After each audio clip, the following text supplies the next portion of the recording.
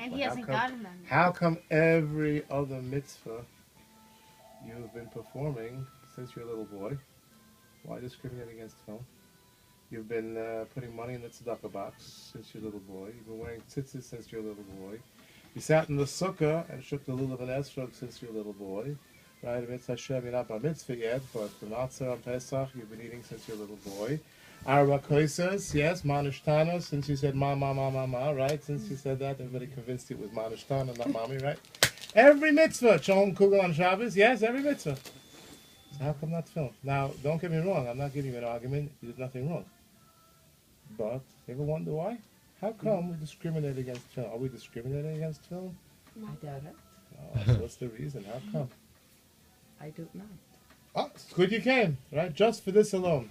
Tefillin requires a very special maturity. And not to say you're not mature, you look pretty mature, your shoes are on the right feet, you're tucked in, everything good about you. It's a certain maturity to understand what tefillin mean and what they represent. So we're going to learn a little bit about that, yes? So what do you think tefillin are made out of? Well, from the look of this, it seems to be leather.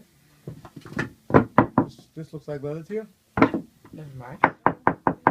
Want to try it? Want to bite it? Want to hold it? You know, whatever you like. Bite it? You happen to be correct. I'm not looking to, bamboozle you over here. But, look at this. This is a piece of animal hide. Cow. Is a calf, actually. Calf is a baby cow.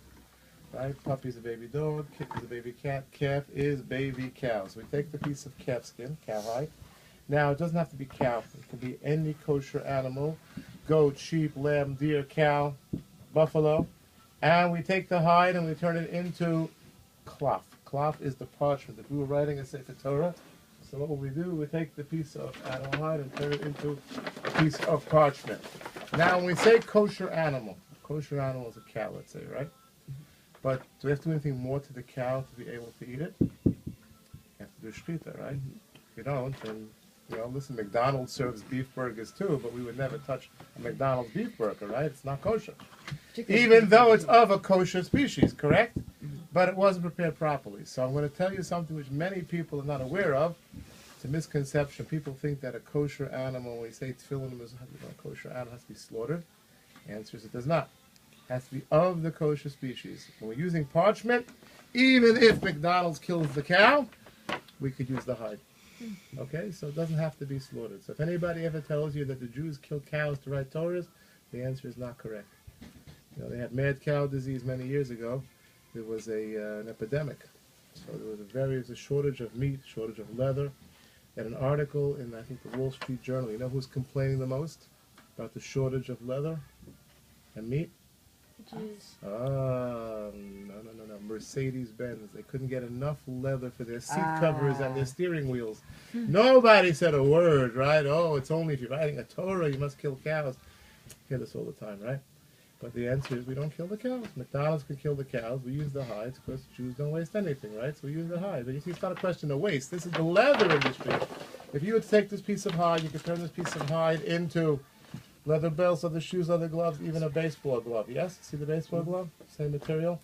Today maybe they make gloves of different colors. But in my day, this was the color of a good baseball glove, right? Cowhide mitt.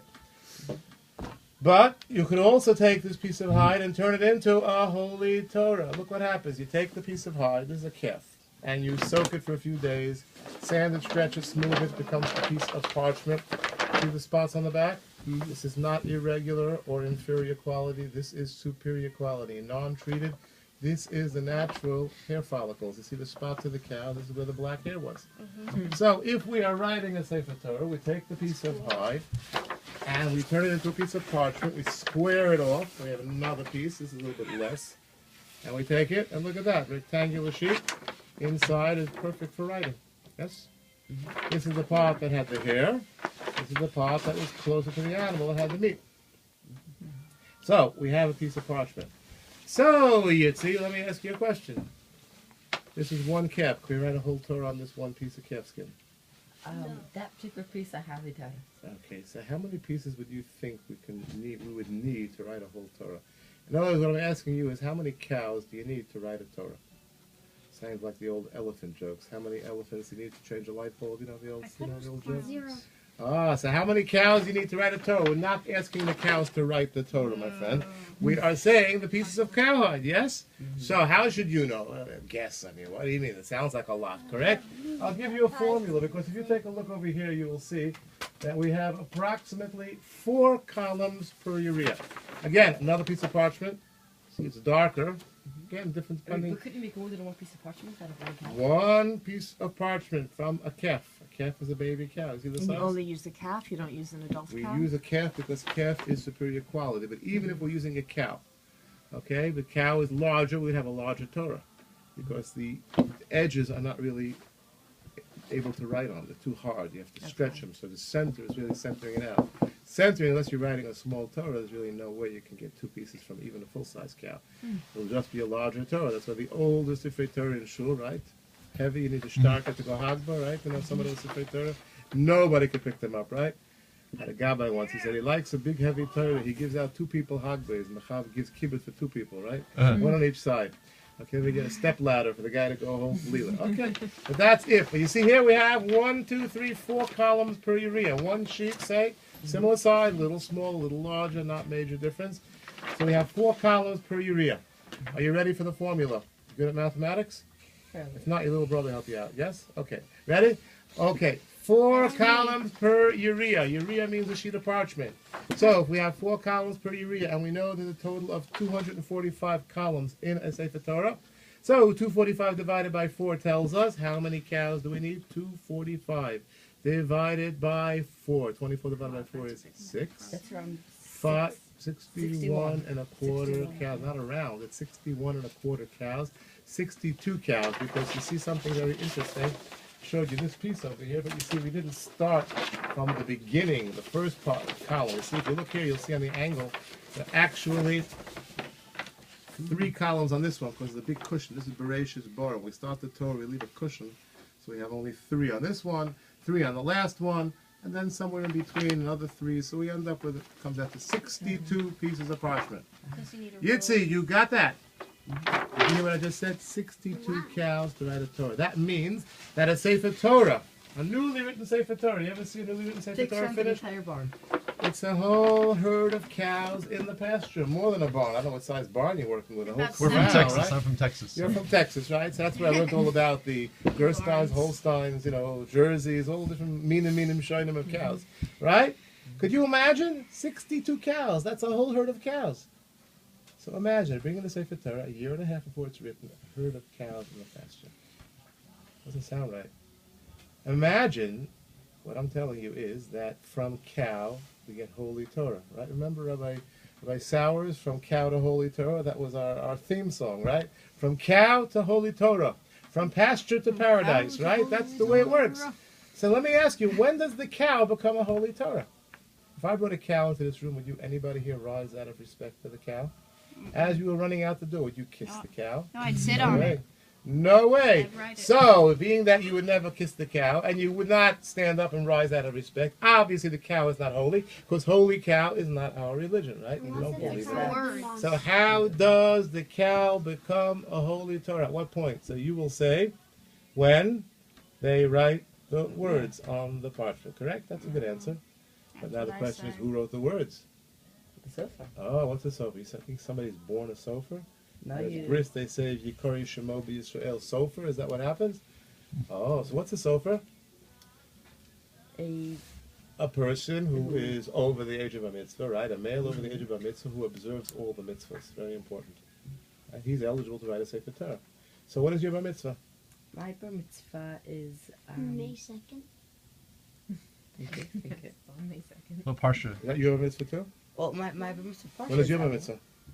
December 9th. Ah, so May 2nd. So May 2nd is around the corner. Almost there. So now, just imagine on your bar mitzvah, what's the Hebrew date?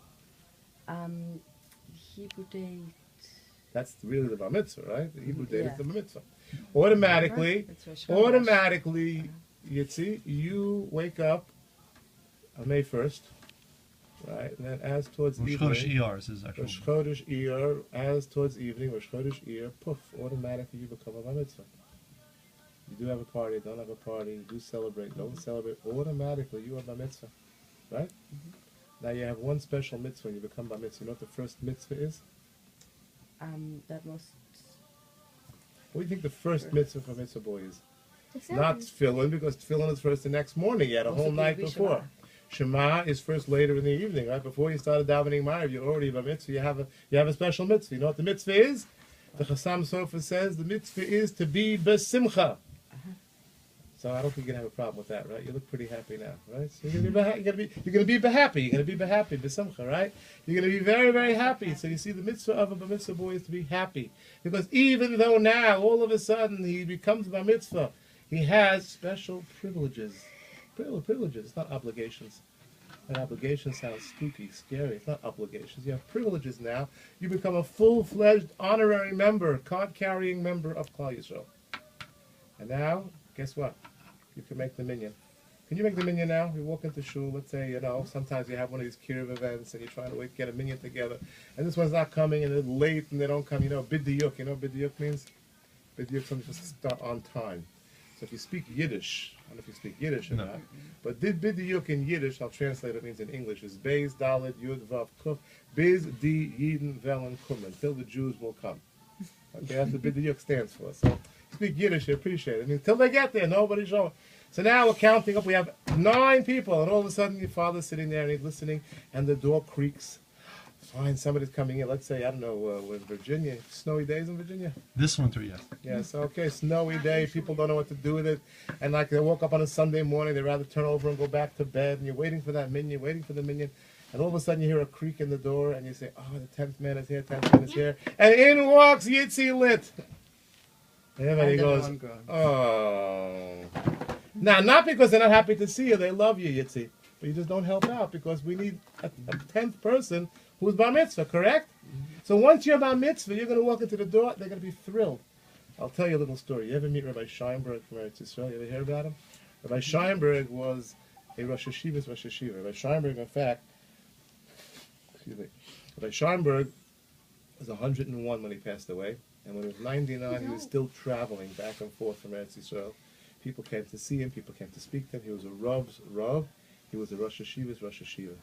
He answered very intricate, detailed shilas. People had questions that they couldn't answer. Rabbanim came to ask him questions. He also had a yeshiva. He came in to raise funds, so he used to speak to people. People came to visit. The house that he stayed at here in Flatbush was a house that belonged to his nephew. His nephew put him up. He had a beautiful basement, and he met people down there, and they had a room upstairs, like a real special royal suite.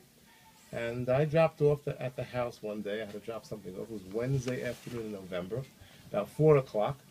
And I figured I'll drop off the package, and from there I'll head over to Rabbi Landau's shul here on East 9th Street, where they have a minyan every 15 minutes for mincha, and I'll get a mincha, called the mincha factory, minyan factory.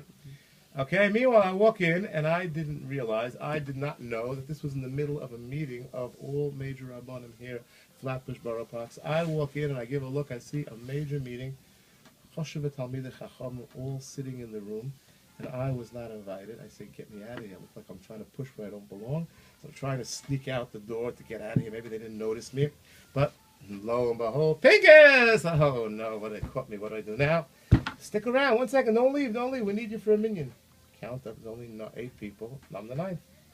Now, in this room, you had Rabbi Scheinberg, Zitzal, Bert Chaim, many other Rabbanim and Rosh Hashivas from the neighborhood. There was more Torah in that room than in many Batei Midrashim, right? The powerhouse. How much people who represented Shas many times over. Yes? And me. And we wanted to have mincha, only 9 people. What do you think, Yitzi? Can we count Rabbi Scheinberg as 2 special prayer? He wore a lot of tzitzis. Rabbi Scheinberg wore 60 some odd pairs of tzitzis. Oh, yeah. What do you think? Can we count them as 2?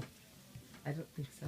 He said the same thing. You see, it's interesting. In Klal Yisrael, no matter who you are, there's no such thing as double points. Everybody's equal. There's nobody who's more important than anybody else, who counts more or more special. So we only had 1 person from Rabbi Scheinberg. The other people, we only had 9 people. We cannot daven. There's no minyan. This neighbor, that neighbor, the clock is ticking. It's 4 o'clock. Now it's 4:05. You have to daven by 4:40 as shkia. And what's going to happen? What's going to be? It's the middle of the week. Everybody's at work or everybody's at school. Nobody's sitting around. Finally, the doorbell rings and the telephone rings at the same time. Pick up the phone. A woman says, my son just came home from yeshiva. I'm sending him right over. Okay, you'd see I'm in the back. I open up the door. In walks this little guy about this tall. He was wearing a hat. It's good he had ears, because if not for those ears, the hat